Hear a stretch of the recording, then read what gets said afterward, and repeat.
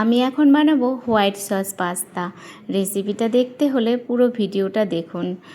পাস্তাটা আমি সেদ্ধ করে নিলাম। এবার কড়াইতে একটু তেল দিয়ে গাজর আর ক্যাপসিকামটা আমি ভেজে নামিয়ে রাখবো।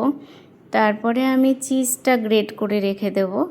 এবার বানাবো সস বানানোর জন্য আমি কড়াইয়ের মধ্যে দিয়ে দিলাম বাটারটা ভালো করে গলিয়ে নিয়ে আমি ময়দা দেব। ময়দাটাকেও বাটারের সঙ্গে মিশিয়ে ভালো করে ভেজে নেব। নিয়ে আমি মিল্ক পাউডার গুলে রেখেছিলাম, সেই দুধটাও এর মধ্যে দিয়ে ঘন ঘন নেড়ে নিলাম, যাতে ময়দাটা দলা পেকে না যায়।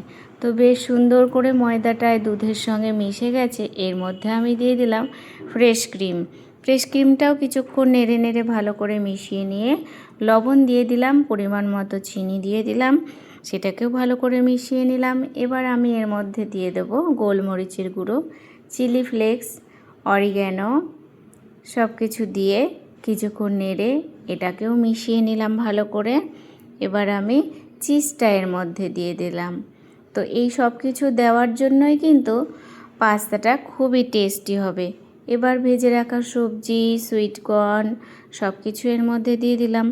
এটাকেও ভালো করে মিশিয়ে কিছুক্ষণ নেড়ে চেড়ে সেদ্ধ করে রাখা পাস্তাটাও আমি এর মধ্যে দিয়ে দিলাম। তো আপনারা বাড়িতে এভাবে হোয়াইট সস পাস্তা বানাবেন, বাচ্চারা বড়রা সবাই খেয়ে খুবই ভালো বলবে। আমি রান্না করে তো ভগবানকে ভোগ লাগিয়ে প্রসাদ পেয়েছি, আমাদেরও সবার খুব ভালো লেগেছে। আজকের ভিডিওটা এ পর্যন্তই, দেখা হবে পরের ভিডিওতে।